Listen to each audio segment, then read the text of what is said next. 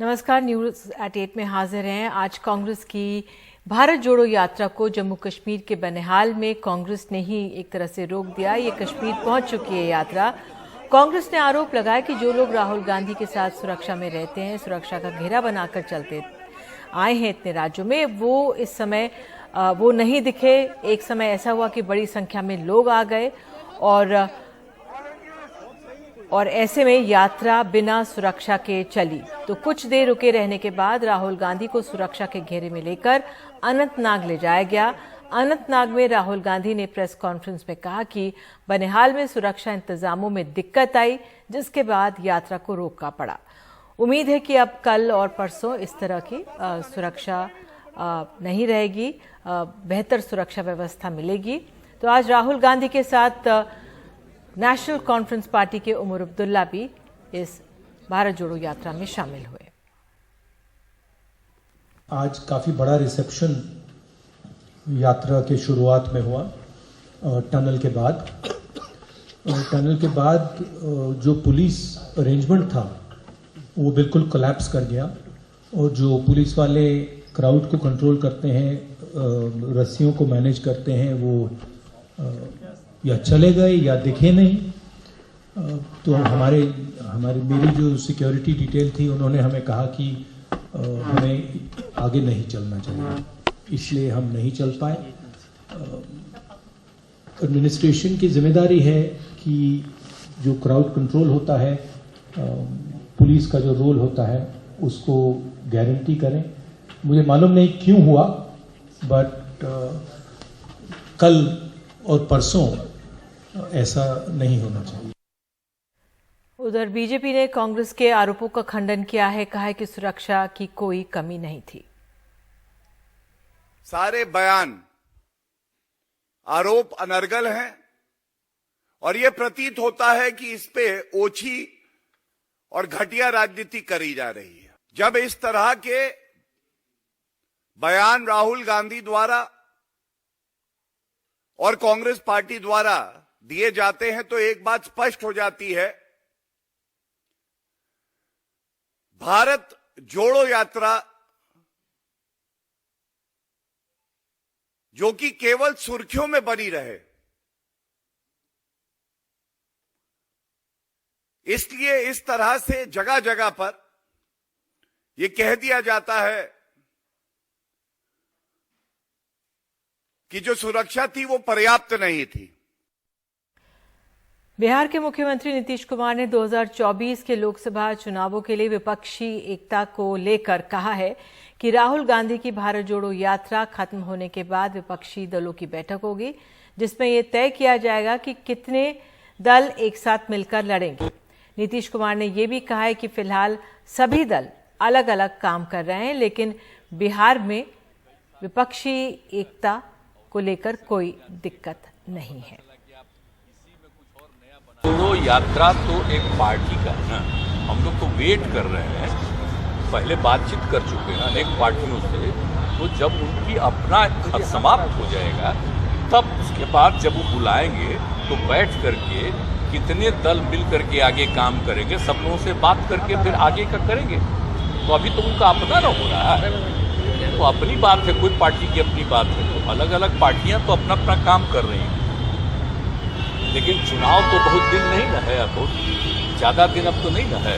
तो वो अपना पूरा करके जब भी बैठेंगे, अगर चाहेंगे कि अन्य पार्टियों के साथ भी मिल करके आगे काम करना है, तो हम लोग वेट कर रहे हैं उसी के लिए, तब उसी समय करेंगे। अभी तो निजी है ना, तो उसमें क्या दिक्कत, सब लोग अपना काम करते हैं, हम तो जान रहे हैं। अभी तो यहाँ काम कर रहे हैं तो सब लोग एक ही साथ में है भाई, 7 पार्टियों के लोग हैं एक साथ, तो सब तो काम में है ही, सब जगह हम जा ही रहे हैं। बिहार का जहां तक सवाल है, बिहार में कोई दिक्कत नहीं।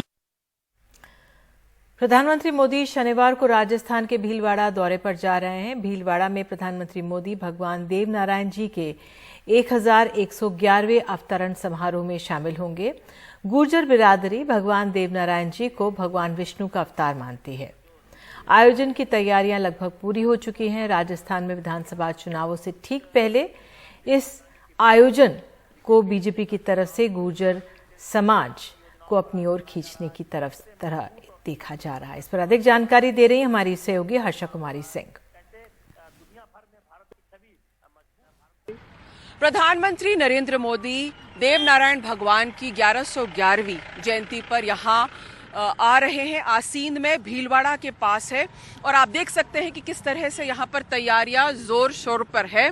बहुत ही महत्वपूर्ण है उनका यहाँ आगमन, क्योंकि जो देवनारायण भगवान हैं उनकी बहुत ज़्यादा मान्यता है इस इलाके में, और ख़ासकर जो गुर्जर समुदाय है उसमें बहुत ज़्यादा मानते हैं। गुर्जरों का प्रमुख मंदिर कहा जाता है देवनारायण का मंदिर, जो हमारे इस तरफ है, पीछे है। लेकिन उनका यहाँ पर आगमन क्यों महत्वपूर्ण है? इसलिए क्योंकि जो गुर्जर समुदाय है बहुत महत्वपूर्ण वोट बैंक है राजस्थान में। पिछली बार भाजपा ने 9 टिकट दिए थे गुर्जरों को, लेकिन एक भी उनके पास नहीं आया, क्योंकि जो गुर्जर वोट बैंक था वो पूरी तरह कांग्रेस की तरफ गया था। क्यों? क्योंकि सचिन पायलट को उन्हें लग रहा था उस समय कि सचिन पायलट मुख्यमंत्री बनेंगे। लेकिन जो गुर्जरों की उम्मीदें थी उस पर कांग्रेस खरी नहीं उतरी है, और बताया जा रहा है कि जो गुर्जर वोट बैंक है वो अब कांग्रेस से इस बात को लेकर नाराज है कि सचिन पायलट को मुख्यमंत्री नहीं बनाया गया, और इसलिए जो गुर्जर वोट बैंक है उसे साज सकती है, अपनी तरफ ला सकती है बीजेपी। करीब 40 से 50 सीटों पर गुर्जर निर्णायक रहते हैं। 9 से 12% करीब उनका हिस्सा है राजस्थान की आबादी में, और इसलिए जो गुर्जर वोट बैंक है इस चुनाव में बहुत ही महत्वपूर्ण है। 10 महीने में चुनाव होने वाले हैं। ये सोच यहाँ पर ये भी है, ये उम्मीद भी है कि प्रधानमंत्री नरेंद्र मोदी जो है यहाँ पर आके जिस तरह से उज्जैन और काशी विश्वनाथ में कॉरिडोर बनाया गया है, वैसे ही हो सकता है भगवान देवनारायण मंदिर का भी जीर्णोद्धार हो, इस एरिया को धार्मिक और एक रिलीजियस सर्किट के तौर पर इसका विकास हो, और हो सकता है इसके यहाँ मंच से इसका ऐलान भी हो। लेकिन क्योंकि राजस्थान में चुनाव अब 10 महीने दूर है, इसलिए राजनीति की नज़र से हर दौरे को देखा जा रहा है। और गुर्जर वोट बैंक इसलिए महत्वपूर्ण है क्योंकि अभी भी वो एक तरफा नहीं माना जा रहा है। वो बीजेपी के खेमे में आ सकता है, बीजेपी के पाले में आ सकता है, क्योंकि सचिन पायलट के मुख्यमंत्री नहीं बनने के कारण गुर्जर नाराज है। और प्रधानमंत्री नरेंद्र मोदी की जो यहाँ पर जो दौरा है बीजेपी के लिए, इसका राजनीतिक लाभ क्या होगा ये देखना आगे है। लेकिन ये सब समीकरण को सोचकर बीजेपी ने यहाँ पर खास ये प्रोग्राम, वैसे तो बीजेपी का प्रोग्राम नहीं है, union of ministry of culture का है, लेकिन इसका जो फायदा है वो भाजपा को मिलेगा। आसीन से भगवान देवनारायण के स्थान से Harsha Kumari Singh, NDTV India.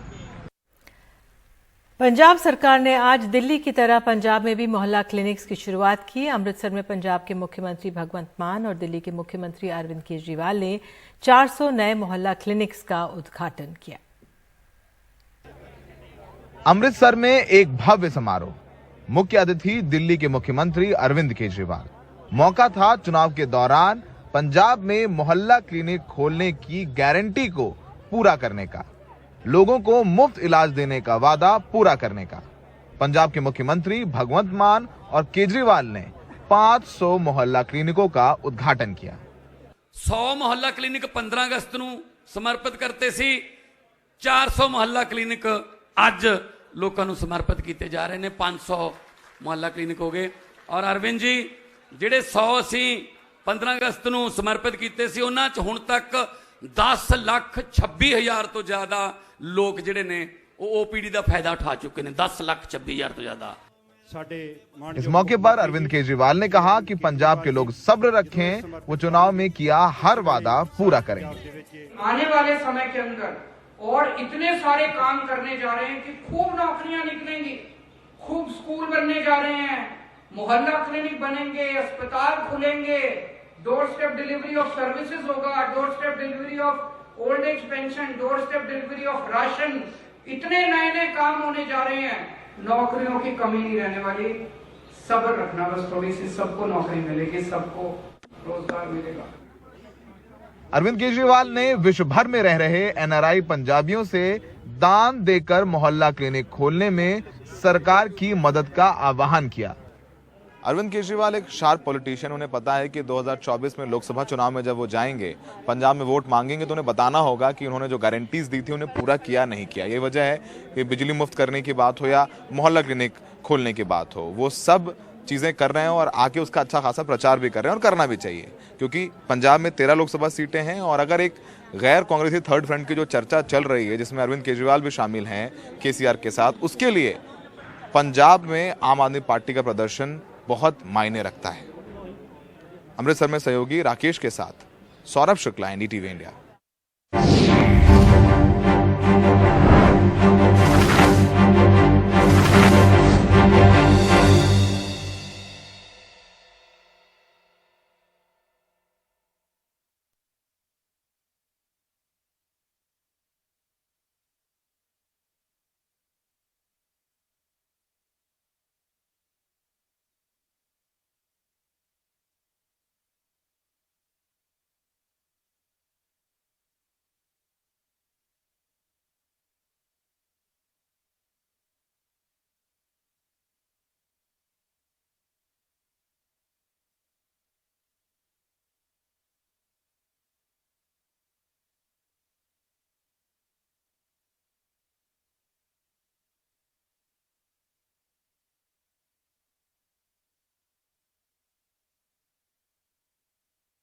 Sensex आज गोता खाता नजर आया। बाजार 3 महीने के न्यूनतम स्तर पर पहुंच गया।